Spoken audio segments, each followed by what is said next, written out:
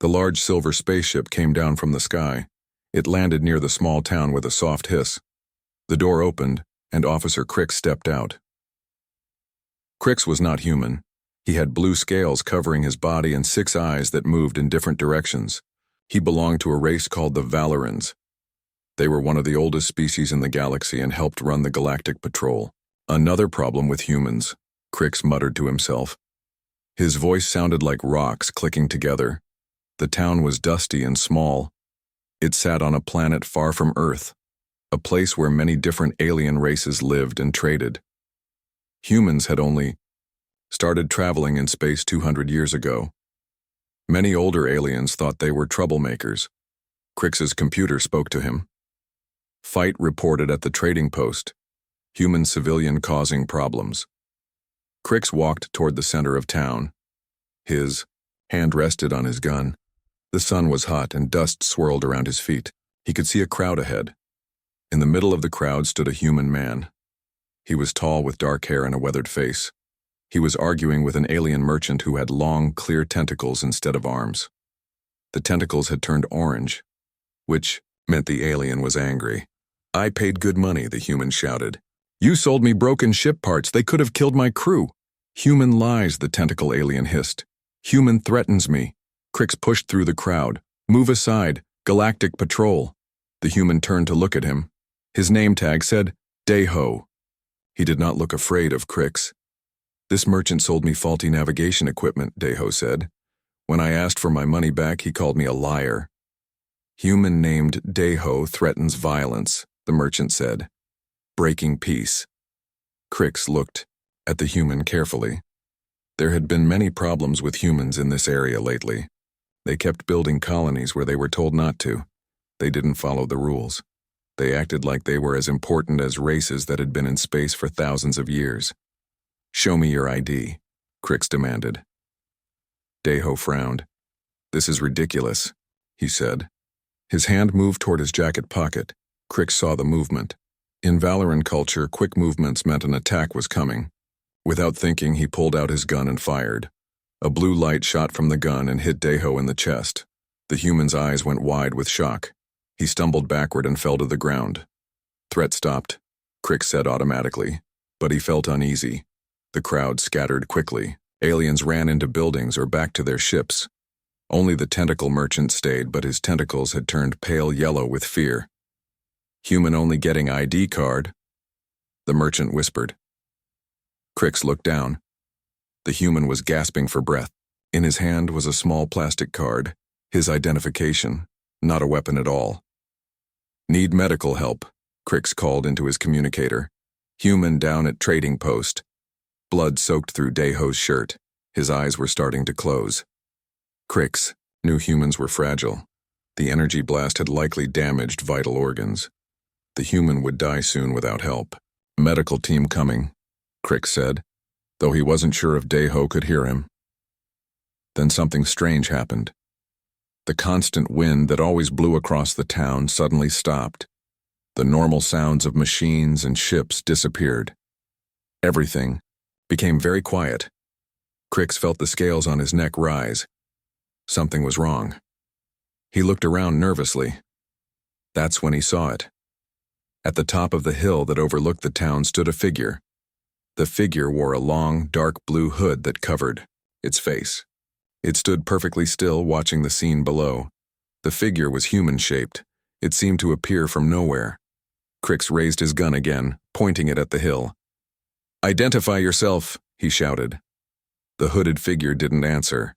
Instead, it began walking down the hill toward the town. Its steps were slow and steady. The cloak moved slightly even though there was no wind. "Stop where you are," Crix shouted. His voice shook a little. The figure kept coming. Crix fired a warning shot. The energy blast hit the ground near the figure's feet, sending up a cloud of dust.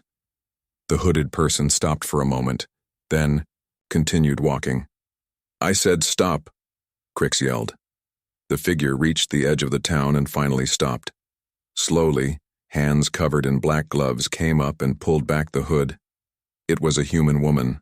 She had short black hair and a calm face. Her eyes were what frightened Crix the most. They showed no fear at all. Most species feared the Galactic Patrol, but this human looked at him like he was no threat at all. "My name is Su Min," the woman said. Her voice was quiet but clear. "That man you shot is my brother." Crix kept his gun pointed at her. "Stay back. Medical help is coming." Su Min shook her head slightly. "No, it isn't." She walked past Crix as if his gun meant nothing. She knelt beside her brother, who was struggling to breathe. A pool of red blood had formed under him. "How did you know?" Crix asked. His mandibles clicked rapidly, a sign that Valorans were nervous. "How did you get here so fast? I didn't see any ships land." "We are never alone," Su Min said. She put her hand on her brother's forehead. With her other hand she reached into her cloak and pulled out a small metal tube. "Drop that device," Crix ordered, pointing his gun at her. Su Min ignored him. She pressed her fingers on the tube in a pattern. The tube began to glow blue. "The Galactic Patrol has been hurting humans for too long," she said calmly. "Shooting first, asking questions later." "How do you know who I am?" Crix asked. He looked around. The town was empty now. No one was coming to help. Su Min gave a small smile that didn't reach her eyes. "We know all the officers who patrol our areas. We know how they act, what they think of humans, how many accidents they've had." The tube in her hand glowed brighter. "This is the 7th human civilian shot by Galactic Patrol this year," she continued. 7 incidents, 7 misunderstandings. 7 times our people bled on foreign soil. "I follow the law," Crix said, but his voice wasn't as strong as before. "If humans would follow proper procedures—" "Your procedures were made for species with thousands of years of space travel," Su Min interrupted. "Not for newcomers. Not for us." The tube now glowed very bright blue. Daeho's breathing became more even. The blood on his chest stopped spreading. "What are you doing to him?" Crix demanded. "Saving him," Su Min replied, "and showing you something important." The air around them began to shimmer strangely. Crix saw shapes appearing at the edges of the town. Human shapes. All wearing the same dark blue cloaks. There were dozens of them forming a circle around the trading post, all watching, all waiting. And Crix suddenly felt very, very afraid. The hooded figures stood in a perfect circle around the trading post. They did not move or speak. Crix counted at least 30 of them. "What is this?" Crix asked. His voice was not as strong as before. "What are you doing?" Su Min did not look up from her brother. "We are watching." The blue light from the metal tube spread across Daeho's chest. It looked like glowing veins or roots growing over his wound. The blood stopped flowing completely. "You can't be here," Crix said, trying to sound official. "This is a Galactic Patrol matter. All civilians must leave the area." One of the hooded figures stepped forward. This one was taller than the others. When the figure pulled back its hood, Crix saw it was another human, a man with gray hair and a scar across his cheek. "We are not leaving," the man said simply. Crix pointed his gun at the man, then back at Su Min, then at other figures in the circle. There were too many. He couldn't watch them all. "What is happening here?" Crix demanded. "This is not normal human behavior." Su Min finally looked up at him. "How would you know what normal human behavior is, Officer Crix? Your training about humans is 3 days long. We have been humans our entire lives." "How do you know about our training?" Crix asked. This was supposed to be secret information. Su Min did not answer. Instead, she pressed another pattern on the metal tube. The blue light grew stronger. Daeho's chest rose and fell more evenly now. His eyes were still closed, but color was returning to his face. "Impossible," Crix whispered. "That wound was fatal." "For most species, yes," Su Min agreed. "Not for humans with the right help." The man with the gray hair walked closer. "Officer Crix of the 3rd Patrol Fleet, assigned to Sector 7 for the past 3 cycles. You have fired your weapon 8 times during your service. 4 of those times were at humans." Crix's scales tightened against his body. How do you know this? Those records are sealed. The man smiled without humor. Not to us. Around the circle, more hoods came down. Men and women of different ages, all human, all watching with the same calm eyes. What do you want? Crix asked. His 6 eyes darted between the humans, looking for weapons. He saw none. We want change, Sumin said. She stood up, leaving the glowing tube attached to her brother's chest. The Galactic Patrol treats humans like we are stupid children.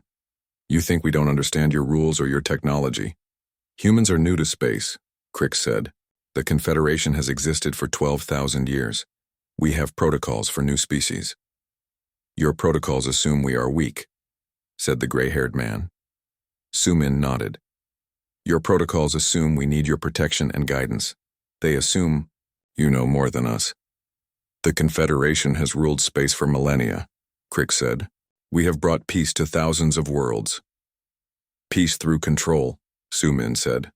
That works for some species, not for humans. She walked in a slow circle around Crix. The other humans watched silently. Do you know how long it took the Jindari to develop faster-than-light travel after they discovered spaceflight? She asked. Crix remembered his training. 800 years. And the Valorans?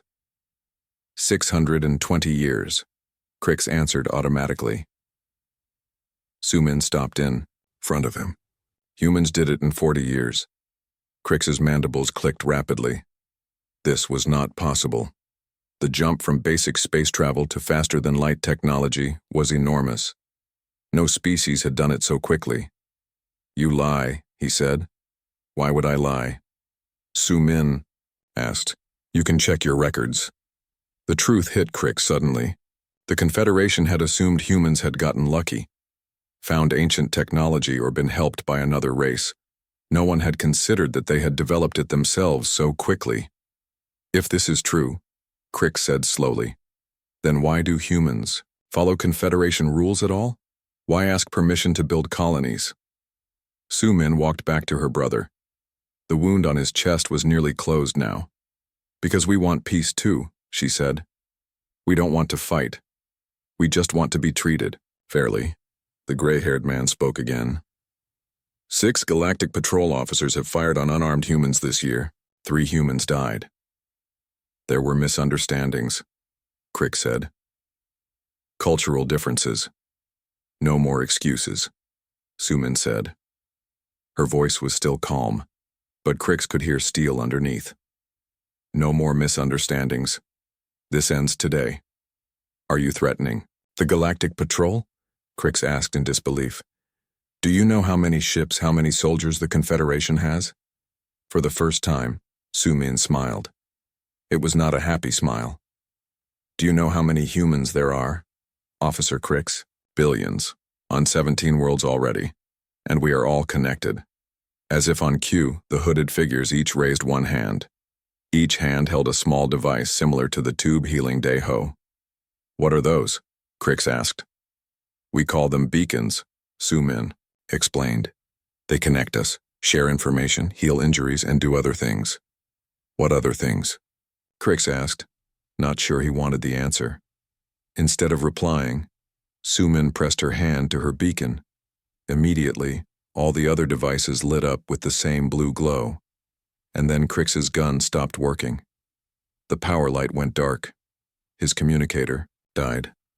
Even the lights in his uniform shut off. What did you do? He asked, his voice barely above a whisper. Showed you a fraction of what we can do, Sumin said. But what we want to show you next is more important. She reached into her cloak and pulled out a small clear disk. It looked like normal data storage. Give this to your leaders, she said, holding it out to Crix. It contains our terms. Terms? Crix didn't take the disk. Humans don't make terms with the Confederation. You follow our rules or what? The gray-haired man interrupted. You'll attack us? How many ships would return, I wonder? Crix thought about what had just happened to his equipment. Could humans do that to a battleship? To a fleet? It seemed impossible, and yet, we don't want war, Sumin said. She still held out the disc. We want respect, equal treatment, new protocols that recognize what humans truly are. And what are you? Crix asked. Sumin's eyes met his. The newest members of the Galactic community, but perhaps not the least advanced. Behind her, Daeho groaned and opened his eyes. He blinked in confusion, looking at the wound on his chest that was almost completely healed. "Sister," he said, weakly. "What happened?" "Officer Crix and I are having an important conversation," Sumin told him, "about the future of human Confederation relations." She turned back to Crix, still holding out the disc. "This is not a threat, officer. It's an opportunity, a chance for real understanding between our peoples." Crix stared at the disc for a long moment. Then slowly he reached out and took it. As soon as he did, his equipment came back to life. His gun powered on. His communicator beeped with messages, and one by one the hooded figures pulled their hoods back up, hiding their faces. "We will be watching for the Confederation's answer," Sumin said. 1 week. She helped her brother to his feet. He stood shakily, looking down at his chest in wonder. "I was shot," he said, sounding surprised. "I should be dead." "Not today, brother," Sumin said. She looked back at Crix. "Remember what you saw here, officer. Remember what humans can do. Both the healing and the other things." She and Daeho walked away toward the edge of town. The circle of hooded figures parted to let them through, then closed again, still watching Crix. The gray-haired man was the last to speak. 1 week, Officer Crix. Then we will know if there will be peace or something else." One by one, the hooded figures turned and walked away. Soon Crix stood alone in the trading post, holding a disc that might change everything. Crix sat alone in his ship. The small disc that Sumin had given him lay on the control panel. He had not told anyone about it yet. He needed to think. The ship's computer beeped. "Commander Vex is calling," it said. Crix quickly hid the disc in his pocket. He pressed a button, and a large screen lit up. The face of his commander appeared. Vex was also a Valoran, but older, with darker blue scales and eyes that had seen many battles. "Officer Crix," Commander Vex said. "Report. Did you handle the human disturbance?" Crix hesitated. Should he tell the truth? About the hooded figures? About the technology that healed a fatal wound in minutes? About the devices that could shut down Galactic patrol equipment with a touch? "The situation is complex, Commander," he said finally. "Complex? A simple trading post incident is complex?" Vex's mandibles clicked with annoyance. "Explain." Crix took a deep breath. "I fired on a human civilian who was reaching for identification. I mistook his movement for an attack." Vex was silent for a moment. "Was the human killed?" "No," Crix said. "And that's where it becomes complex." Over the next few minutes, Crix told his commander everything. The hooded woman appearing over the hill, the healing technology, the circle of watchers, the way they knew things about him, and the patrol that should be secret, the disc with their terms. When he finished, Commander Vex was very still. "Are you certain of what you saw? Could it have been tricks? Illusions?" "No tricks," Crix said firmly. "The human should have died. I saw his wound heal. I saw my equipment shut down when they wanted it to." "This is troubling," Vex said. "Humans are supposed to be a simple species, new to space, limited technology. This does not fit what we know about them." "I think what we know is wrong," Crix said. Commander Vex leaned closer to the screen. "Have you looked at what's on the disc?" "Not yet," Crix admitted. "I was going to bring it to headquarters first." "No," Vex said quickly. "Open it now. I want to see what these humans want." Crix hesitated, then took out the disc. He placed it in a slot on his control panel. The computer scanned it for dangers, then displayed its contents on a side screen. Both Valorans read in silence. The message was short and clear. No Galactic patrol officer will draw a weapon on a human without clear evidence of danger. Humans will be treated as equals in all Confederation matters, not as a new or lesser species. Human colonies will no longer need Confederation approval. A human representative will join the High Council immediately. The Confederation will acknowledge that humans have technology equal to or greater than their own. This is outrageous, Commander Vex said when he finished reading. They demand a seat on the High Council?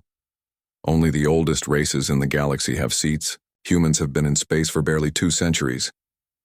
They gave us 1 week to answer, Crix reminded him. Or what? Vex growled. They threaten the Confederation, the greatest power in the galaxy for 12,000 years? Crix thought about how easily they had shut down his equipment. If they could do that to ships, to weapons, I believe they can back up their demands, he said quietly. Commander Vex stared at him through the screen. You sound like you admire these humans. I respect what I saw, Crix corrected, and I wonder what else they can do that we don't know about. Vex was silent for a long time. Then he said, Bring the disk to headquarters. Tell no one else what you saw. This goes directly to the High Council. The screen went dark. Crix sat back in his chair, thinking. The Confederation had never faced anything like this before. A new species making demands instead of being grateful for protection. 3 days later, Crix stood in the Great Hall of the High Council. It was a huge room with tall stone columns and a ceiling so high it disappeared in shadow. Around him sat the leaders of the oldest and most powerful races in the galaxy. The room was filled with different kinds of beings. Some looked like piles of crystals. Others were made of gas inside special suits. Some had many arms or legs or eyes. All were much older than humans. The head counselor, a being made of living crystal named Zur, spoke first. Officer Crix, we have reviewed the data. Disk you brought us. We have also checked our records about humans. Crix waited. The High Council rarely moved quickly. They had been ruling space for thousands of years. They liked to take their time with decisions. Your report is troubling, Counselor Zur continued. If true, humans have hidden much from us. I saw what I reported, Crix said. I believe they have technology we don't understand. An old Zindari counselor waved his tentacles angrily. Impossible.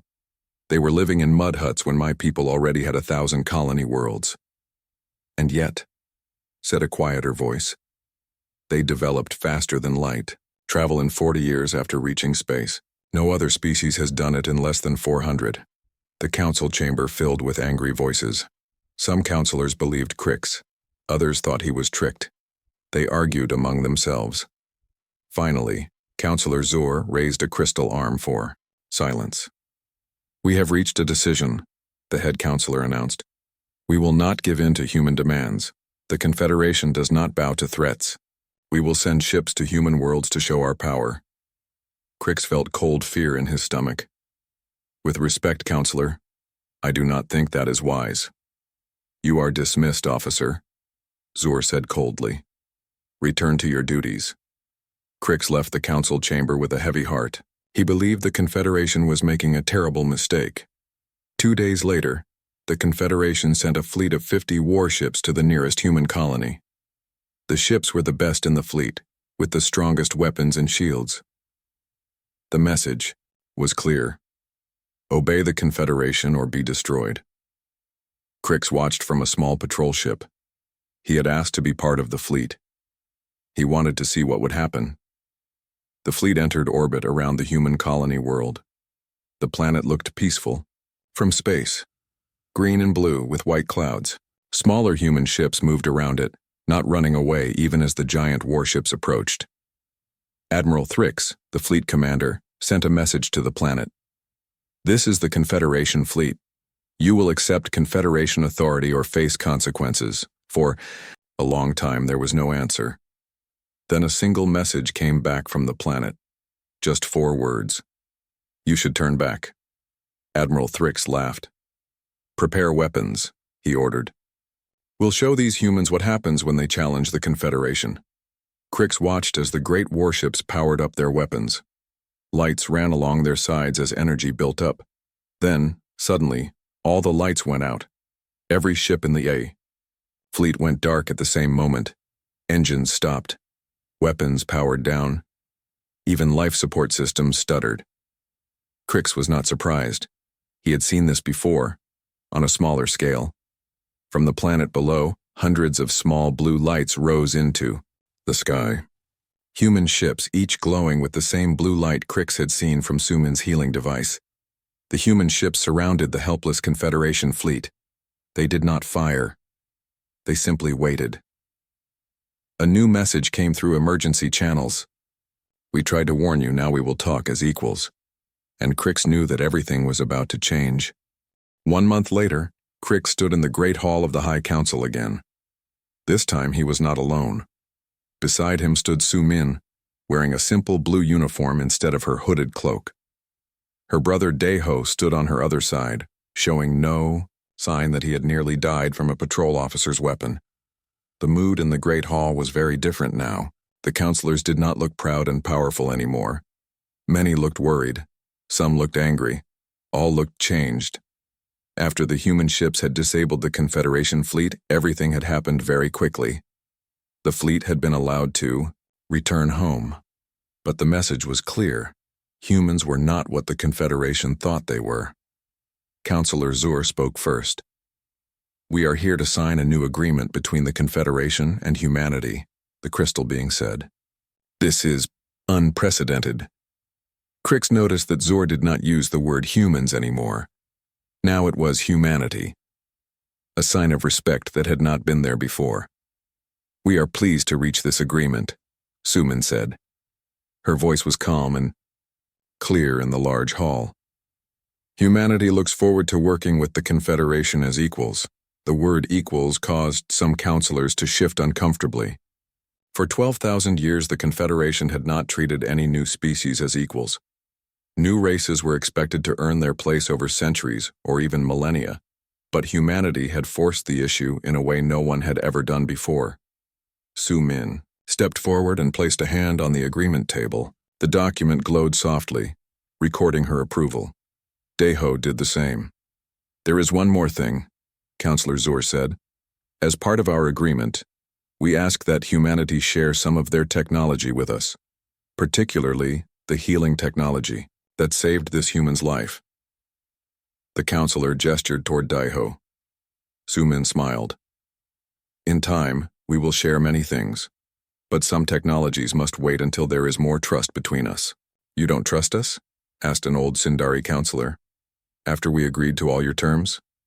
"You agreed because we showed you we could shut down your fleet," Daeho said, speaking for the first time. His voice was not as diplomatic as his sister's. "That's not trust, that's fear." The hall went quiet. No one had ever spoken to the High Council this way before. "My brother speaks directly," Sumin said, "but he is not wrong. Trust must be earned on both sides. The Confederation has ruled space for 12,000 years. Humanity has been in space for only 200 years. We have much to learn from each other." She turned to Crix. "Officer Crix understands. He saw what humans can do, both good and bad. He tried to warn you." All eyes in the hall turned to Crix. The Valoran officer stood straighter. "I believe this agreement is wise," Crix said. "Humanity has shown they can be dangerous if threatened, but they have also shown they prefer peace. They disabled our fleet but hurt no one." Counselor Zur's crystal form shimmered with changing colors, a sign of strong emotion in their species. "Officer Crix," the counselor said, "the council has decided that you will serve as the first official liaison between the Confederation and humanity. You will live on Earth for 1 cycle and learn about humans. You will help us understand them better." Crix was surprised. This was a great honor and a great responsibility. "I accept," he said simply. After the ceremony, Crix, Sumin, and Daeho walked in a garden outside the Great Hall. The garden had plants from 100 different worlds, tended by robots and alien gardeners. "Why me?" Crix asked Sumin. "I shot your brother. I nearly killed him. There must be other officers who would be better for this job." Sumin stopped beside a plant with blue leaves that reminded Crix of home. "Because you learned," she said. "You saw something that changed everything you thought you knew about humans, and instead of rejecting it, You accepted it. That's rare. Most Confederation officials still think we're primitive, Deho added. They think we just got lucky with our technology. They don't understand humans at all. And I do? Crix asked. You're beginning to, Sumian said. You know that humans advance quickly. You know we're different from other species the Confederation has met. That's a start. Crix thought about the past month and all that had happened. There's something I still don't understand, he said. Why did humans hide their true abilities? Why pretend to be less advanced than you are? Sumin and Deho exchanged a look. We didn't hide anything, Deho said. The Confederation assumed we were primitive because we're new to space. No one ever asked us what we could do. And perhaps, Sumin added, it was useful to be underestimated for a while. It gave us time to learn about the Confederation without being seen as a threat. Until I shot your brother, Crix said. Until then, Sumin agreed. That was the 7th human shot by patrol officers this year. The consensus decided it was time to reveal more of ourselves. The consensus, Crix repeated. You mentioned that before. What is it? It's not a what, Deho said. It's a how. How humans make decisions together, how we stay connected across space. Sumin touched a small device on her wrist, similar to the tube that had healed her brother. Every human colony, every ship, every outpost has devices like these. They keep us connected. When one human is hurt, we all know. Is that how you found your brother so quickly? Crix asked. Yes, Sumin said. I felt his pain. So did others. I was closest, so I came. And the others? Crix asked. The hooded figures? They came to show the Confederation that no human stands alone, Deho explained. That's our strength. We stand together. Crix considered this. It was very different from how the Confederation worked, with its strict hierarchy and rules that had existed for thousands of years. I have much to learn about humans, he admitted. Yes, Sumin agreed with a small smile. But that's why you're perfect for this job. You know you have things to learn. Most officers think they already know everything. As they walked back toward their ships, Crix had one more question. The technology that disabled our fleet, could you have done more? Could you have destroyed our ships? Deho started to speak, but Sumin gave him a look that silenced him. Some questions should wait until there is more trust between us, she said. Let's just say that humanity hopes never to show the full extent of what we can do. Peace is always our first choice. And if peace fails? Crix asked. Sumin's eyes met his. They were calm and certain, just as they had been when she appeared over the hill that day. Then the Confederation will learn why, throughout human history, the most dangerous words anyone could say were, "That's just a human. How dangerous could it be?" Crix felt a chill run through his scales. But he also felt something else, respect, and perhaps the beginning of understanding. The next day, he boarded a ship for Earth, ready to start his new job as the first liaison between the Confederation and humanity. He knew the path would not be easy. 12,000 years of Confederation history would not change overnight. But as he watched the stars streak by, Crix thought about what he had learned from one strange day on a dusty trading post. Sometimes, the most important lessons begin with a mistake. And sometimes the most dangerous thing in the galaxy is not knowing how much you don't know, especially about humans.